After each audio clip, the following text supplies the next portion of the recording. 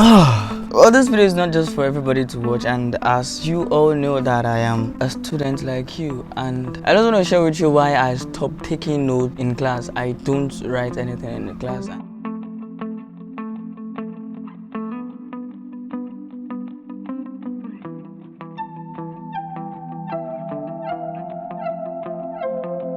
My book, I don't write anything in class.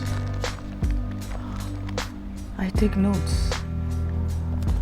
There's this major reason why I don't really take notes in class, and it's just because the century has changed about what taking information is all about. I don't really need to write all of these things, and the main reason is just because I'm planning to fail. Not really planning to fail, but I'm just B student, and B means below average. None of those things is actually true. I actually take notes in class, but not all of what the lecturer says. Sometimes I snap with my phone, sometimes I print some handouts, sometimes I make photocopies of some. But I don't really take notes in class, and this is not to motivate you to stop doing it. This is not to motivate you to stop taking notes in class if you have been doing that. But to me, I don't just really feel like taking notes and writing out of what the lecturer says is actually necessary.